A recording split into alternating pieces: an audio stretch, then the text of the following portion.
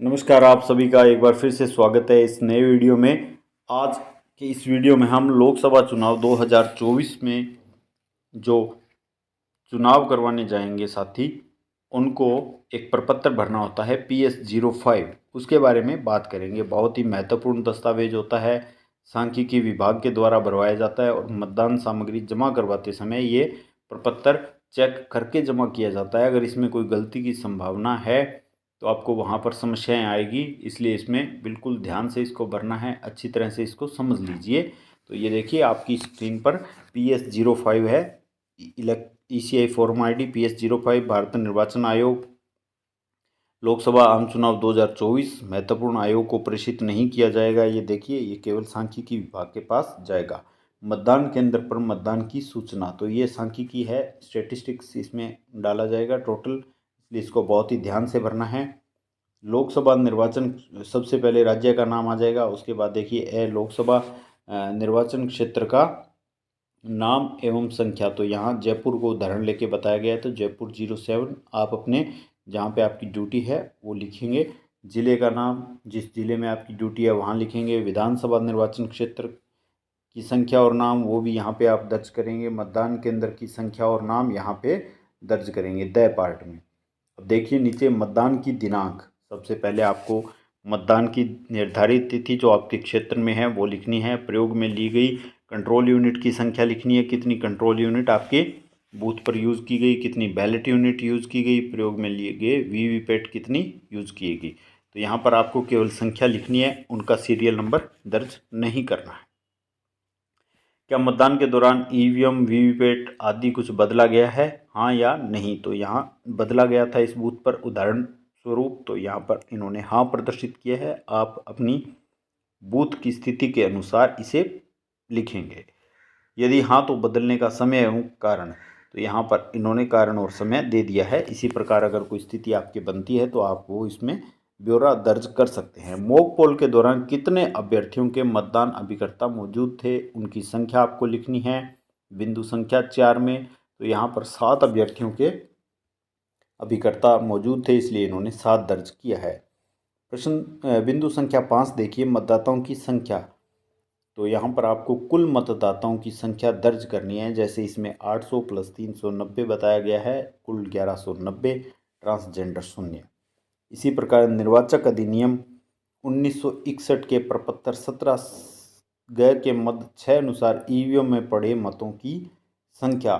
तो यहाँ पर EVM में कितने वोट पड़े हैं उनकी संख्या लिखनी है, पुरुष महिला ट्रांसजेंडर अलग अलग, और उनका योग भी दर्ज दिखाना है। बिंदु संख्या 7 में देखिए, मतदान करने वाले अप्रवासियों की संख्या। तो यहाँ इसमें 0 प्रदर्शित किया गया है।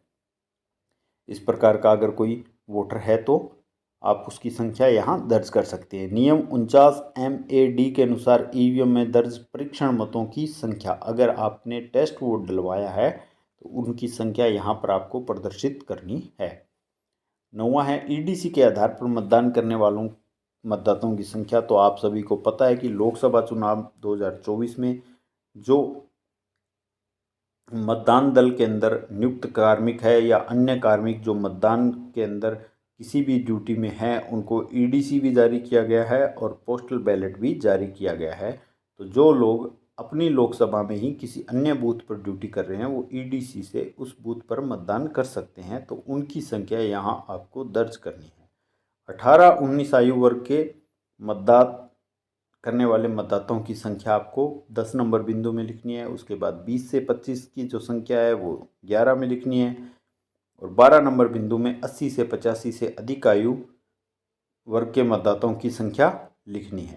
तो ये आप संख्या आपके PO फर्स्ट हैं वो इसका रिकॉर्ड रखेंगे, उनसे लेकर लिख सकते हैं। तो उन्होंने चुनाव शुरू होने से पहले आप बता सकते हैं कि ये रिकॉर्ड आपसे मांगा जाएगा, इसलिए आपको इसको सुविधा अनुसार दर्ज करना चाहिए ताकि समय रहते ये सूचना तैयार करवाई जा सके।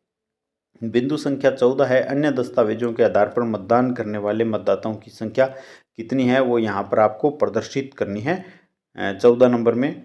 तो उसमें जो निर्वाचक फोटो पहचान पत्र के अलावा वाले हैं वो लिखेंगे, और 13 नंबर बिंदु में वोटर ID वाले जो मतदाता हैं उनकी संख्या लिखी जाएगी।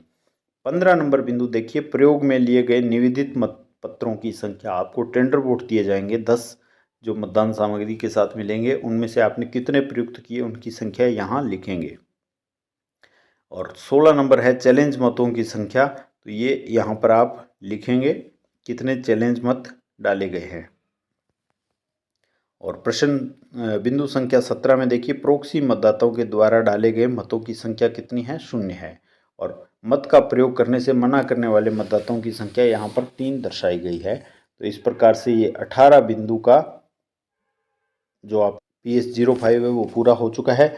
19वां बिंदु है वो है अनुपस्थित या स्थानांतरित दोहरे मतदाताओं की सूची के अनुसार मतदाताओं की संख्या कितनी है, वो 10 है। ASD यहाँ पर 10 है। और उनमें से कितने लोग मतदान करने आए, तो 0, ये संख्या यहाँ दर्ज कर सकते हैं। 21 नंबर बिंदु देखिए, दिव्यांगजन द्वारा डाले गए मतों की संख्या ब्रेल साइनेज द्वारा, ये अलग अलग प्रकार के जो आपको दिव्यांगजन बता रखे हैं उनकी संख्या आप यहाँ पे दर्ज करेंगे, कितने लोग यहाँ पर मतदान करने आए थे।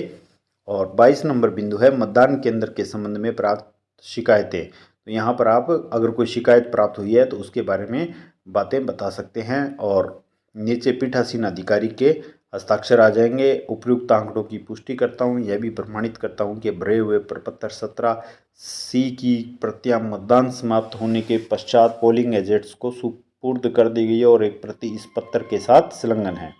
तो इस प्रकार से आप PS05 अच्छे से भर सकते हैं। आपको याद रखना है PS05 की 2 प्रतियों आपको मिलेंगी और संभवतः दोनों प्रतियां आपको भर के दोनों के साथ 1700 की एक एक प्रति लगा के तैयार रखनी है। आपसे ये आपके सेक्टर ऑफिसर भी मांगेंगे और आपसे मतदान सामग्री जमा करते समय सांख्यिकी विभाग का वहाँ पर कर्मचारी बैठा होता है वो भी मांगेगा, इसलिए आप समय रहते इसको तैयार करके वहाँ जमा करवाने में असुविधाओं से बच सकते हैं।